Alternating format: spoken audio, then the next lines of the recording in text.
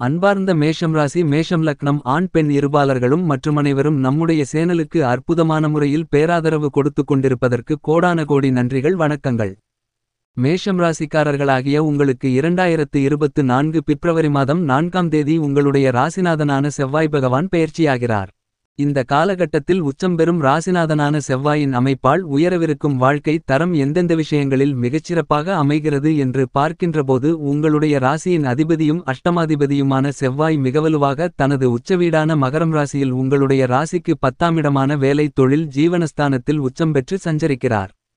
ராசியின் அதிபதி உச்சம் பெறுவது மிகப்பெரிய அளவில் வரவேற்கத்தக்க ஒரு அமைப்பாக கருதப்படுகிறது.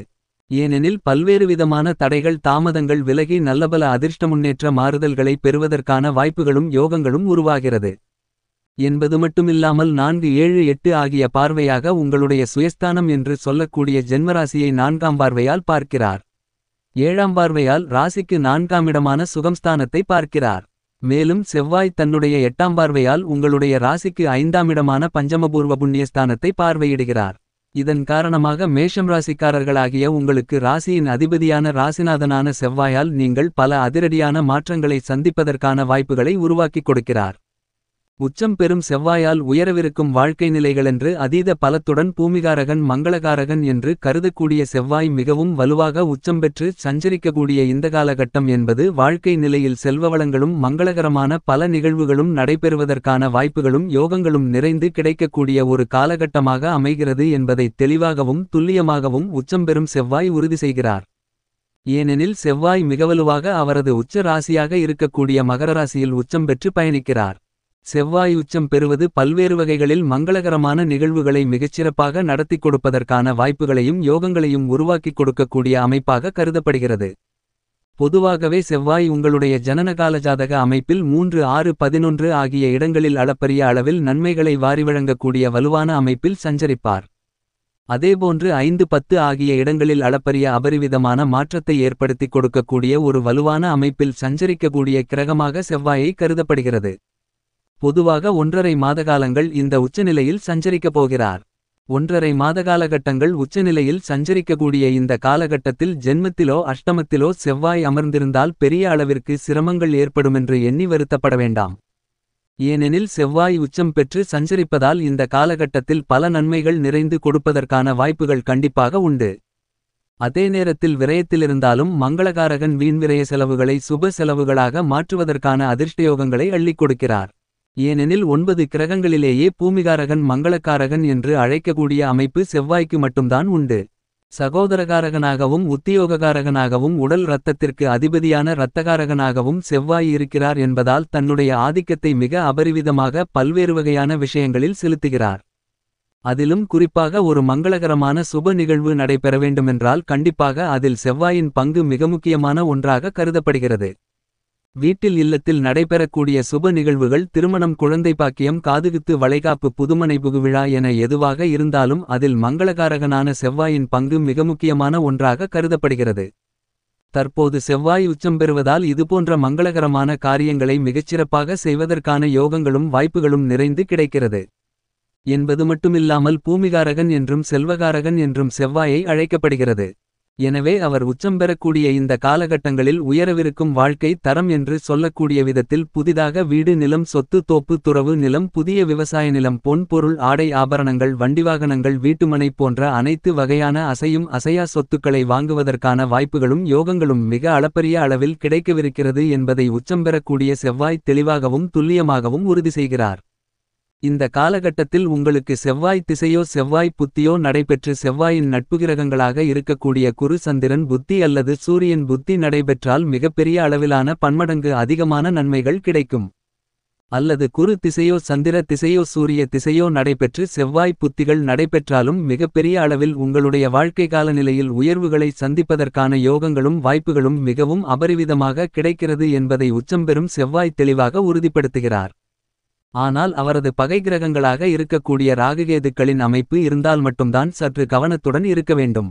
ஆனால் அதே நேரம் புதன் புத்தியும் சனி புத்தியும் சுக்கிர புத்தியும் அல்லது திசைகளோ நடைபெற்றாலும் கூட நல்லபலன்களை பெறுவதற்கான வாய்ப்புகள் கண்டிப்பாக உள்ளது.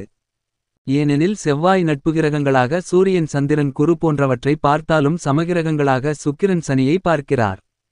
செவ்வாயின் பார்வையில் புதன் பகைக்கிரகமாக இருந்தாலும் கூட புதனின் பார்வையில் செவ்வாய் சமகிரகமாக பார்க்கப்படுகிறார். எனவே இந்த காலகட்டமென்பது நல்லபல அதிர்ஷ்ட முன்னேற்ற மாறுதல்களை ஏற்படுத்தும். ஆனால் ராகுகேதுக்களை பகைக்கிரகங்களாக செவ்வாய் பார்க்கிறார். ராகுகேதுக்களும் செவ்வாயை பகைக்கிரகமாக பார்ப்பதால் சிறிது கவனம் தேவை என்பது மட்டுமில்லாமல் சனி மற்றும் செவ்வாயின் பார்வையோ செவ்வாயின் மாறுதல் ஏற்பட்டாலோ சற்று கவனத்துடன் இருக்க வேண்டும். ஏனெனில் செவ்வாயின் பார்வையில் சனி சமகிரகமாக கருதப்பட்டாலும் சனியின் பார்வையில் செவ்வாய் பகைக்கிரகமாக கருதப்படுகிறார். எனவேதான் சனி செவ்வாய் பார்வையும் சற்று கூடுதல் மாற்றத்தை ஏற்படுத்தக்கூடிய ஒன்றாக கருதப்படுகிறது என்பது மட்டுமில்லாமல் நவகிரகங்களிலேயே சனி குருவை தவிர சிறப்பு பார்வை உண்டு என்றால் அது கண்டிப்பாக செவ்வாய்க்கு மட்டும்தான். செவ்வாயினுடைய சிறப்பு பார்வையானது இந்த காலகட்டத்தில் மிகவும் அபரிவிதமாக 4, 7 ஆகிய இடங்களாக பார்க்கக்கூடிய மேஷம் ராசி, கன்னிராசி மற்றும் சிம்மம் ராசியில் அவருடைய பார்வையானது பதிகிறது. செவ்வாய் தனது சொந்த வீட்டை தன்னுடைய சுபபார்வை சுபஸ்தான பார்வையால் மிகவும் வலுவுள்ளதாக மாற்றுகிறார். அது மட்டுமில்லாமல் நீச்ச வீடாக இருக்கக்கூடிய கடகம் ராசியையும் பார்க்கிறார், சிம்மம் ராசியையும் பார்க்கிறார். எனவே பல அதிரடியான நல்லபல அதிர்ஷ்ட முன்னேற்ற மாறுதல்களை சந்திப்பதற்கான யோகங்கள் உண்டு. ஏனெனில் ஜென்மராசியில் அமர்ந்திருக்கக்கூடிய தன்னுடைய சொந்த வீட்டில் அமர்ந்திருக்கக்கூடிய குருவை செவ்வாய் பார்க்கிறார். இதுவும் மிகப்பெரிய மாற்றத்திற்கு வித்திடக்கூடிய ஒரு அமைப்பாக கருதப்படுகிறது.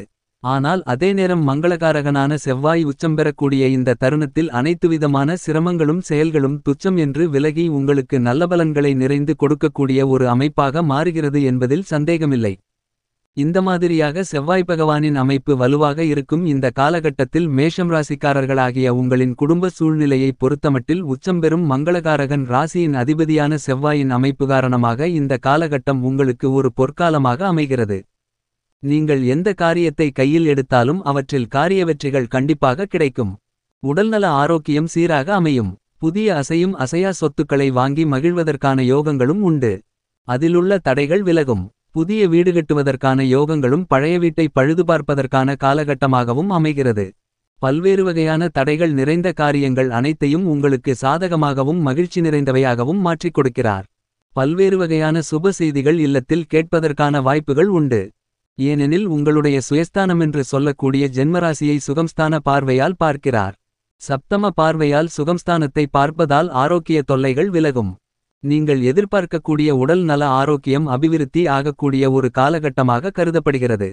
சமசப்தம பார்வையால் சுகம்ஸ்தானத்தை பார்ப்பதால் தொழில்துறை வியாபாரத்துறையில் புதிய வாய்ப்புகள் நிறைந்து கிடைக்கும் என்பது மட்டுமில்லாமல் அஷ்டம பார்வையால் பூர்வ புண்ணியஸ்தானத்தை பார்ப்பதால் புதிய ஒப்பந்தங்கள் அளவுக்கு அதிகமாக கிடைக்கும். பொதுவாழ்க்கை அரசியல் துறையில் இருப்பவர்களுக்கு நீங்கள் எதிர்பார்க்கக்கூடிய உயர்பதவி உங்களை தேடிவரும். கல்வி சார்ந்த விஷயங்களில் நல்லபல முன்னேற்றங்கள் கிடைப்பதற்கான வாய்ப்புகளை கண்டிப்பாக உறுதி செய்கிறார்.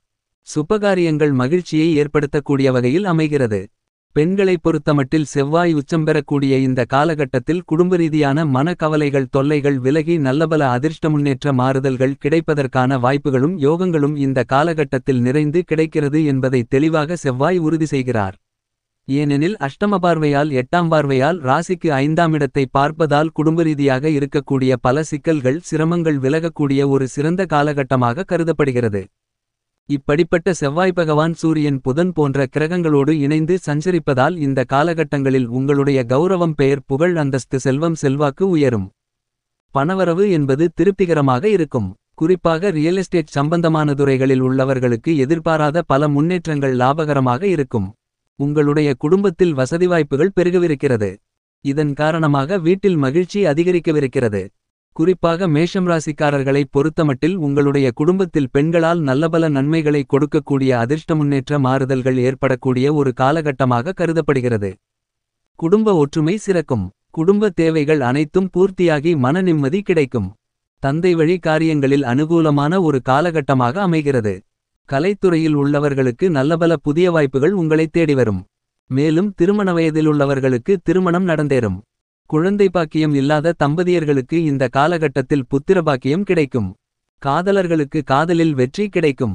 கேது உங்களுடைய ராசிக்கு 6ஆம் இடத்தில் இருப்பதால் வெளிநாடுகளில் வேலைவாய்ப்புகள் உருவாகும். உங்களுடைய குலதெய்வம் இஷ்ட தெய்வத்திற்கு பூஜை புனஸ்காரங்கள் செய்வதற்கான வாய்ப்புகள் கிடைக்கும். குலதெய்வம் இஷ்ட தெய்வங்களால் உங்களுக்கு அனுகூலங்களும் ஐஸ்வர்யங்களும் நிறைந்து கிடைக்கும். என்றாலும் இந்த காலகட்டத்தில் உங்களுக்கு ஜென்மத்தில் குரு 12ஆம் இடத்தில் ராகு போன்றவற்றால் நீங்கள் சற்று கவனத்துடன் இருக்க வேண்டும். வெளியூர் பயணங்களை மேற்கொள்ளும்போது சற்று கவனத்துடன் இருக்க வேண்டும். மேலும் இந்த தருணத்தை உச்சம்பெறக்கூடிய ராசியின் அதிபதியான செவ்வாயின் அமைப்பு காரணமாக மேன்மேலும் சாதகமாக மாற்றிக்கொள்ள கண்டிப்பாக மேஷம் ராசிக்காரர்களாகிய நீங்கள் வாரத்தில் செவ்வாய்க்கிழமை விரதமிருந்து முருகப்பெருமானை வழிபாடு செய்யுங்கள். நிறைந்த நன்மைகளும் முன்னேற்றங்களும் உங்களுடைய வாழ்வில் கண்டிப்பாக இனிதாக கிடைக்கும்.